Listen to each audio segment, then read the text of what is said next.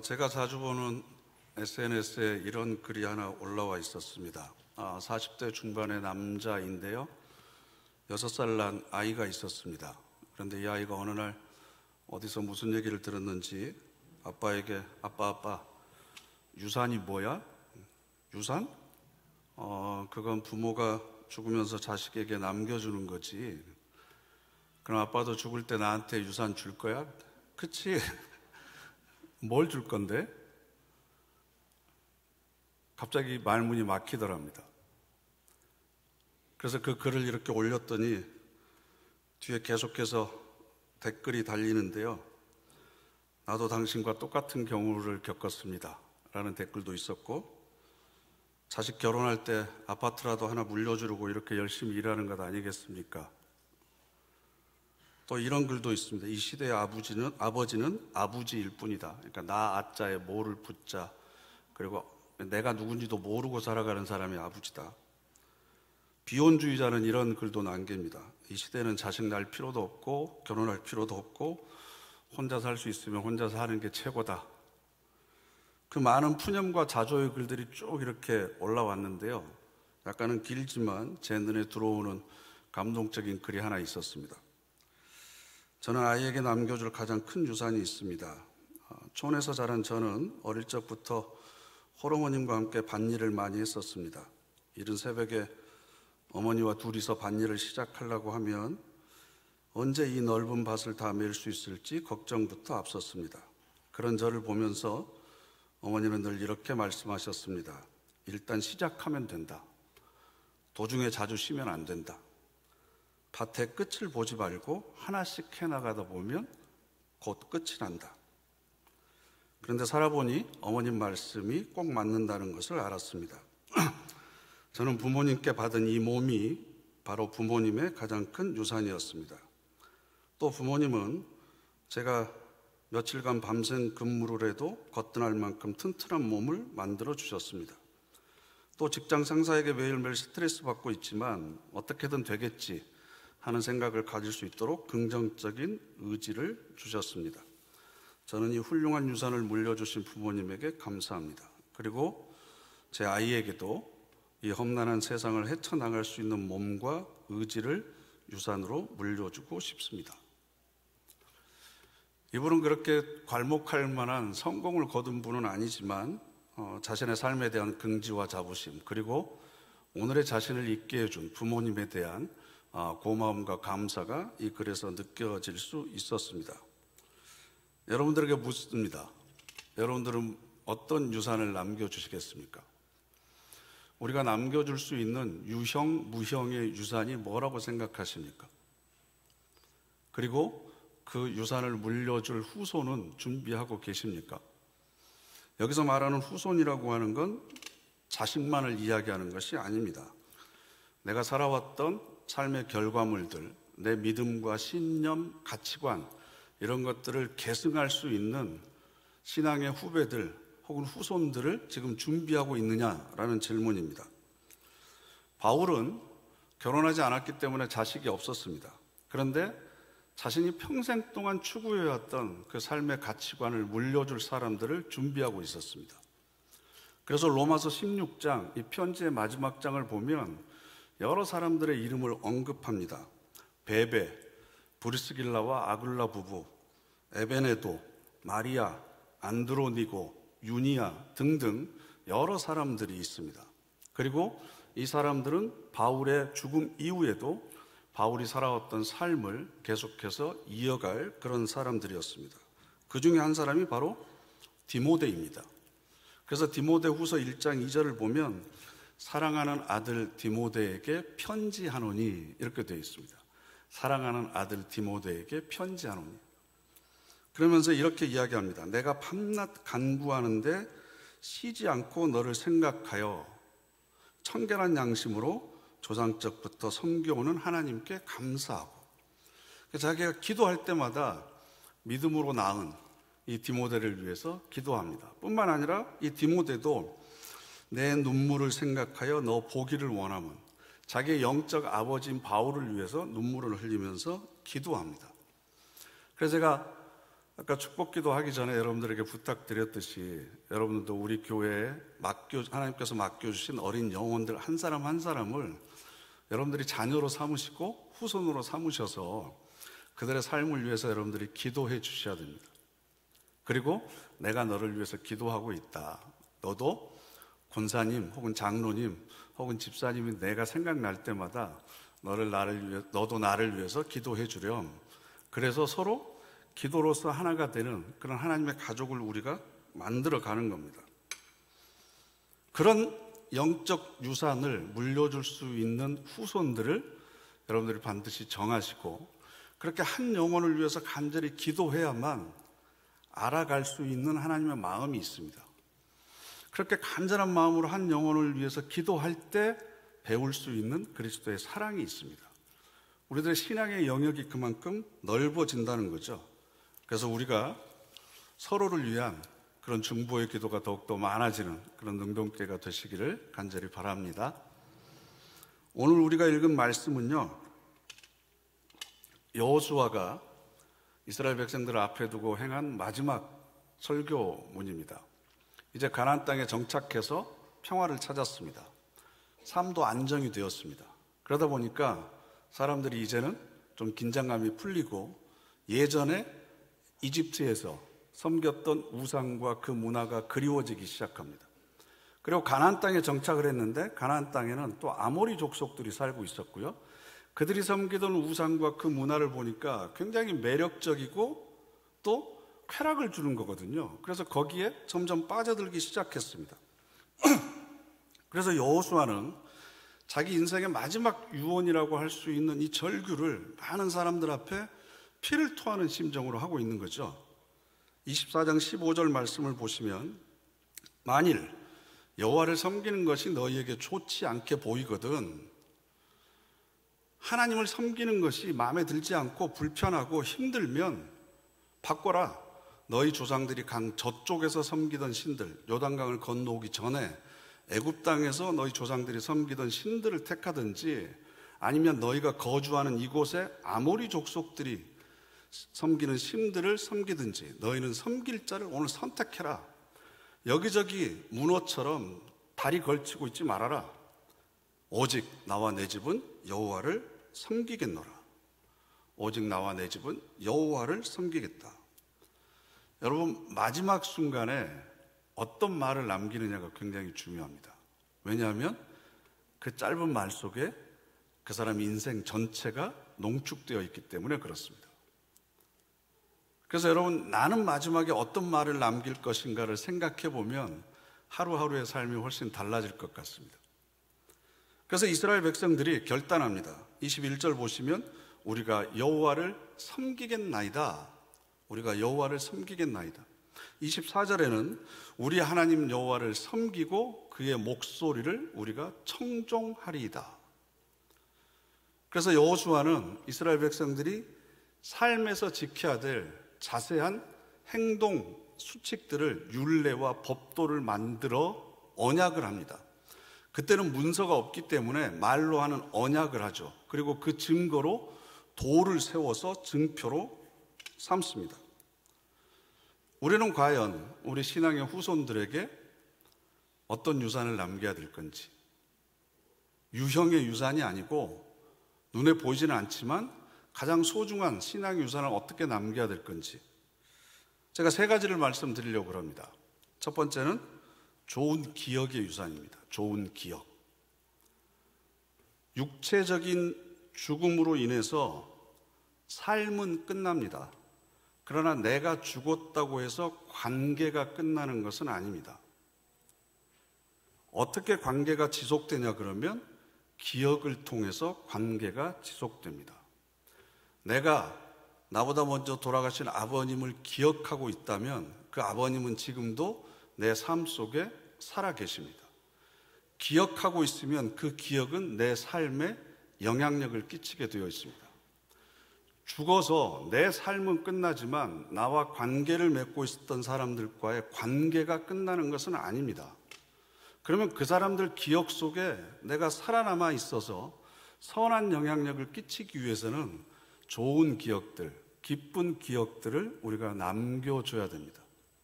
만일 오늘 저녁에 내가 잠을 자다가 하나님께서 불러가신다고 한다면 지금 나의 소중한 가족들에게 나는 어떤 사람으로 기억될 것인가?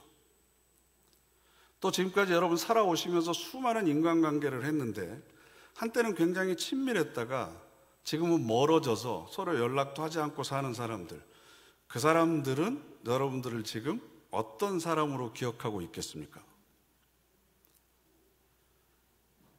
내 자식들, 내 믿음의 후손들은 과연 나를 어떤 사람으로 기억할 것인가? 특히 자녀들에게는 제가 사랑에 관한 주제를 설교를 하면서 감정 계좌라고 하는 말씀을 드렸습니다. 우리 자녀들의 감정 계좌에 부모의 사랑을 담뿍 채워줘야 됩니다.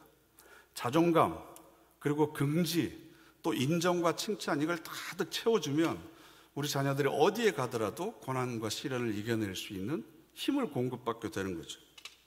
두 번째로는 좋은 습관의 유산을 물려줘야 됩니다. 좋은 습관. 지리산에 가면 반야봉이 있는데요, 그 반야봉 밑에는 연못이 있습니다.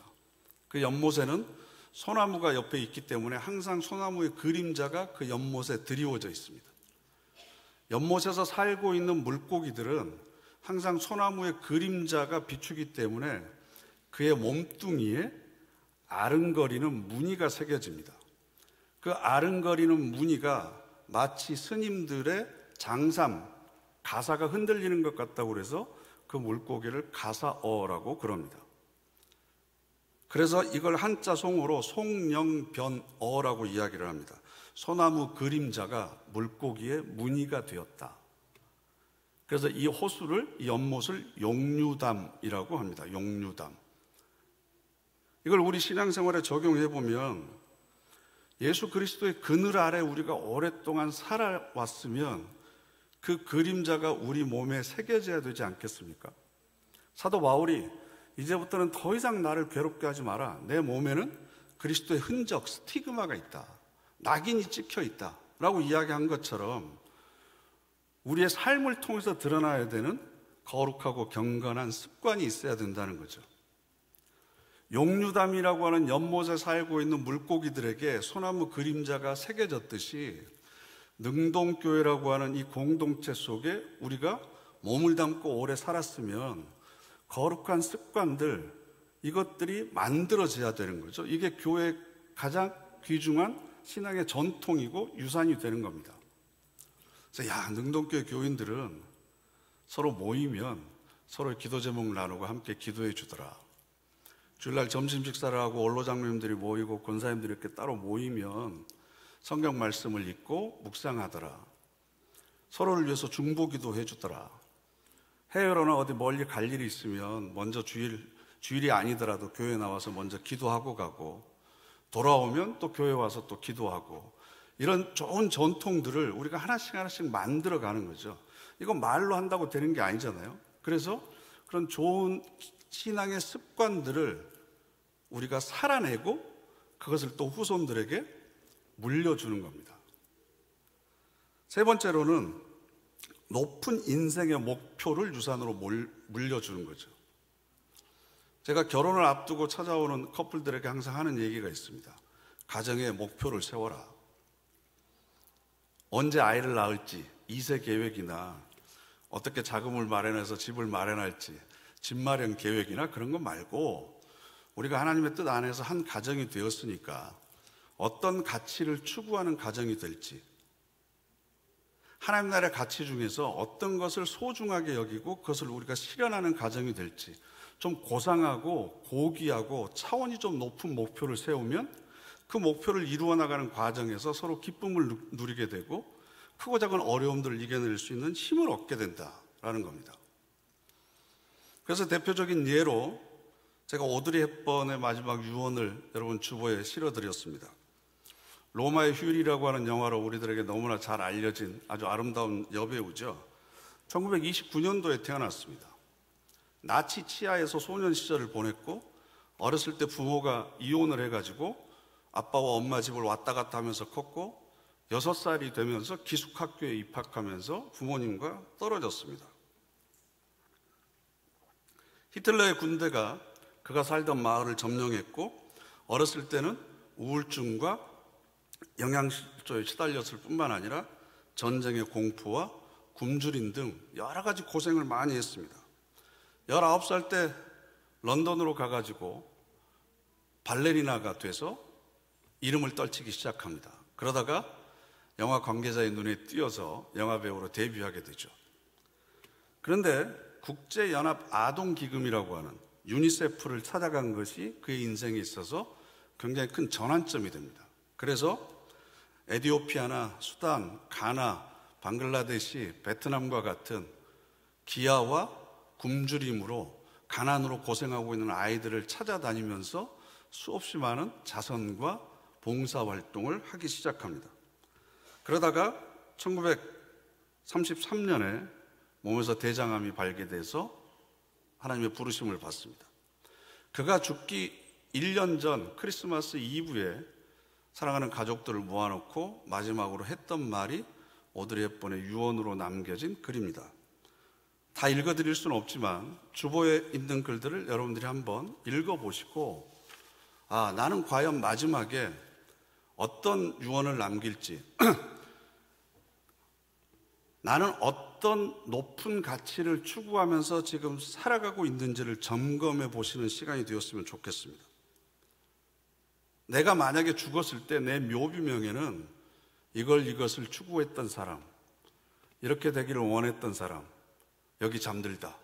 그럴 때 나에 대해서는 어떤 설명이 붙을지 곰곰이 한번 생각을 해보세요. 나는 과연 어떤 유산을 물려주기 위해서 살아가고 있는가? 하나님께서 아브라함을 그 많은 사람들 가운데서 선택하셨습니다. 그리고 나서 창세기 12장을 보면 2절과 3절에 하나님께서 이런 약속을 해주십니다. 나에게 주신 하나님의 말씀이라고 생각하고 우리 다 같이 한번 읽어보실까요? 내가 너로 큰 민족을 이루고 내게 복을 주어 내 이름을 창대하게 하리니 너는 복이 될지라. 너를 축복하는 자에게는 내가 복을 내리고 너를 저주하는 자에게는 내가 저주하리니 땅의 모든 족속이 너로 말미암아 복을 얻을 것이라. 아멘. 이 두 구절에 복이라고 하는 단어가 4번이나 반복됩니다. 그래서 우리 한국의 기독교인들이 가장 좋아하는 구절이기도 합니다. 야, 나만 복 받는 게 아니라 내가 복의 근원이 되는구나. 내가 복의 통로가 되어서 나를 통해서 내 후손들에게 복이 그냥 막 이렇게 콸콸콸 흘러 넘치는구나. 이렇게 보통 생각합니다. 그런데 여기서 나오는 복이라고 하는 단어가 창세기 1장 27절에 나오는 복이라고 하는 단어와 같은 단어입니다.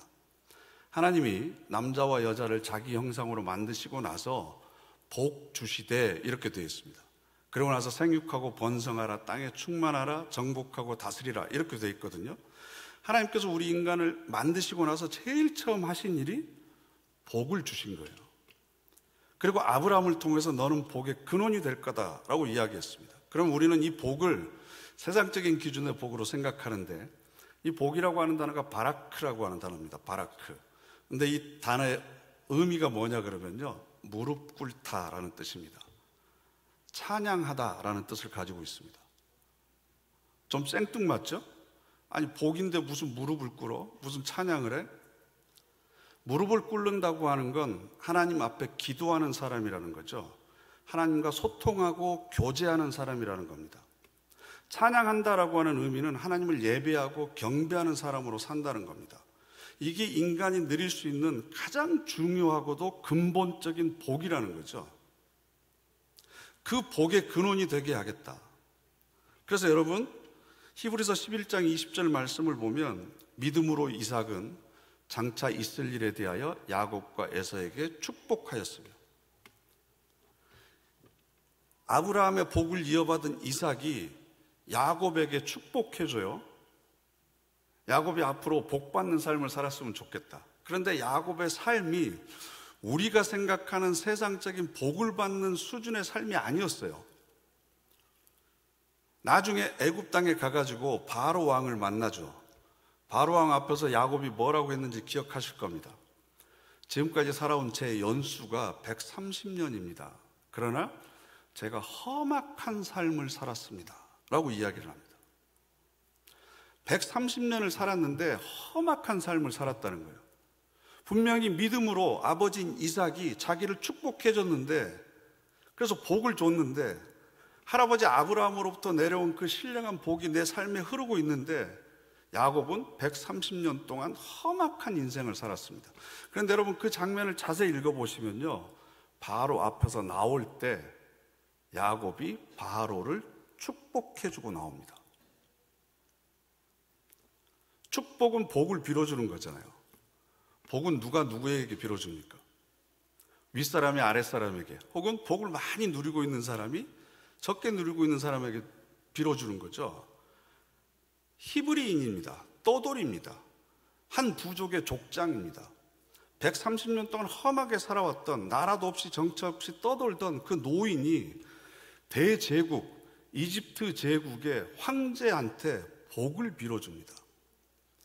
그 이유가 뭐겠습니까? 이 믿음의 담대함이 어디에 있겠습니까? 네가 누리는 복이 아니라는 거죠. 하나님께서 정말 우리에게 주시고자 하는 복이 뭔지를 너는 모르고 있다는 겁니다.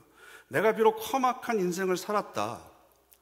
베델에서 돌베개를 베고 잠을 자고, 야복강가에서 환도뼈가 부러지도록 그런 고난을 당하고, 형 에서가 나를 위협할까봐 항상 죽음의 불안과 공포 속에 있었고, 12아들을 낳았지만 그 중에 딸이 험한 꼴을 당하고, 그죠? 나중에는 사랑했던 레아가 먼저 죽고, 요셉이 실종되고, 여러 가지 수없이 많은 사건을 겪었지만 나는 항상 하나님 앞에서 무릎 꿇는 자였다. 하나님을 예배하고 경배하는 자로 살아왔다. 그래서 나는 복받은 자다. 그래서 이집트 제국의 바로 황제에게 손을 얹어서 복을 빌어주는 겁니다. 여러분은 어떤 복을 받기를 원하십니까? 아니, 어떤 복을 후손들에게 물려주시기를 원하십니까?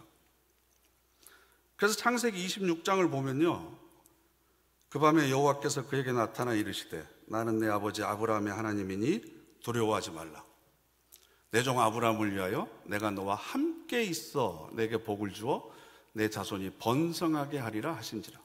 우리는 번성에다가 방점을 찍는데요, 복에다가 방점을 찍으면서 자기의 욕망을 투여하는데, 내가 너와 함께 있는 것, 이게 바로 복입니다. 사망의 음침한 골짜기 가운데서도 여전히 하나님 앞에 무릎 꿇을 수 있고 하나님을 예배하는 예배자로서 살아갈 수 있다는 것, 하나님께서 선한 목자가 되어주셔서 평생 동안 나와 함께 계시는 것, 그게 우리 신앙인들이 누리는 가장 큰 복이라는 거죠. 그래서 아버지가 이삭을 축복해주고, 이삭이 야곱과 에서를 축복해주고, 또 야곱이 그의 후손들을 축복해 주었듯이, 성경에서는 여러분 가정에 세워주신 아버지, 남편에게 축복할 수 있는 제사장권을 하나님께서 허락해 주신 겁니다. 그래서 그 아버지는 자식의 복을 빌어줄 수 있는 사람으로서의 삶을 살아야 되는 또 막중한 책임 앞에 놓여 있는 거죠. 그죠? 그래서 제가 여러분도 잘 알고 계시겠지만 민수기 6장 24절부터 26절에 있는 말씀을 소개해 드리려고 합니다. 이 구절은요, 이스라엘의 12지파 가운데서 아론의 후손들이 제사장이 되는데, 제사장들에게 너희들은 앞으로 이스라엘을 위해서 이렇게 복을 빌어라 라고 하나님께서 제시해 주신 샘플과도 같은 축복 기도문입니다. 다 같이 한번 읽어보실까요? 여호와는 내게 복을 주시고 너를 지키시기를 원하며, 여호와는 그의 얼굴을 내게 비추사 은혜 베푸시기를 원하며, 여호와는 그의 얼굴을 내게로 향하여 드사 평강 주시기를 원하노라. 아멘. 내가 우리 자녀를 위해서 드리는 기도문과 좀 비교를 해보십시오. 그래서 이 기도문을 여러분 주보에 실어드렸는데, 그 바로 아래에 또 동그라미 3개를 이렇게 해놨잖아요. 그건 자녀들의 이름을 거기에 넣어서 기도하라는 겁니다. 자녀들의 이름을 넣어서. 여호와는 누구누구에게 복을 주시고 누구누구를 지키시며, 내가 지키고 내가 평강하게 하고 내가 그 삶의 조건을 마련해 주는 것보다 하나님께서 우리 자녀를 지켜주시는 것이 가장 큰 복이잖아요. 그렇게 기도하는 겁니다. 자녀가 어리면 안고 기도하시고 손자들을 위해서 그렇게 기도해 주시고 멀리 떨어지는 자녀를 위해서도 그 얼굴을 생각하면서 우리가 그렇게 기도하는 겁니다. 그래서 우리가 자녀들에게 후손들에게 물려줄 수 있는 가장 큰 유산이 있다고 한다면 이런 신앙의 유산을 물려줘야 되는 겁니다. 나는 어떤 유산을 물려줄 것인지, 또 나는 지금 부모로부터 어떤 유산을 물려받아서 살아가고 있는지, 그리고 내가 물려받은 그 유산을 내 삶을 통해서 어떻게 더 꽃피우고 아름답게 열매 맺고 있는지. 그래서 나중에 우리가 부모님을 하나님 나라에서 만났을 때 떳떳하고 자랑스럽게 서로를 기뻐하면서 만날 수 있어야 되지 않겠습니까? 하나님께서 부모님을 통해서 저에게 주신 유산으로 제가 삶을 이렇게 살았습니다. 그리고 또 저의 가정에게 주신 태의 기업이요 상급인 우리 후손들, 내 자녀들을 하나님의 말씀으로 이렇게 키웠습니다. 이게 바로 우리가 자랑해야 될 내용이죠. 그래서 시편 16편 말씀을 보면 우리 모두가 다 고백해야 될 그런 아름다운 말씀이 있습니다. 이걸 표준 세번역 성경으로 읽으면 훨씬 더 쉽게 이해가 되는데요. 우리 다 같이 이걸 한번 읽어보겠습니다. 나더러 하나님을 말하라면 하나님은 나의 주님, 주님 밖에는 나의 행복이 없다 하겠습니다. 아, 주님이야말로 내가 받을 유산의 몫입니다. 주께서는 나에게 필요한 모든 것을 주십니다. 나의 운명은 주님의 손안에 있습니다. 줄로 재어서 나에게 주신 그 땅은 나에게 기쁨을 주는 땅입니다. 참으로 나는 빛나는 유산을 물려받았습니다. 주님은 언제나 나와 함께 계시는 분, 그가 나의 곁에 계시니 나는 흔들리지 않는다. 아멘. 하나님만이 나의 빛나는 유산입니다. 하나님이 나와 함께 계시는 게 내가 받아야 될 유산의 가장 아름다운 것입니다. 이것을 우리가 고백한다면 우리 자녀들도 하나님 앞에서 이런 고백을 할 수 있지 않겠습니까? 그래서 우리에게 물려주신 이 아름다운 신앙의 유산이 우리 후손들에게 있어서 더욱더 아름답게 꽃피고 열매 맺게 되기를 기도합니다. 그리고 우리 능동교회가 그런 아름다운 신앙의 전통을 또 후손들에게 물려줄 수 있는 그런 아름다운 공동체가 되기를 간절히 기도합니다. 우리 다 같이 이제 합심해서 결단의 기도 드리겠습니다. 부모를 통해서 귀한 유산을 저희들에게 물려주신 하나님, 이제 또 저희들이 부모로서 후손들에게 어떤 유산을 물려줄지 다시 한번 결단합니다. 하나님만이 나의 가장 훌륭한 유산이고 가장 빛나는 유산입니다. 하나님과 함께 동행하는 삶을 통해서 믿음의 위대한 유산을 남기는 저희들 되게 하옵소서. 우리 다 같이 합심해서 결단의 기도 드리겠습니다.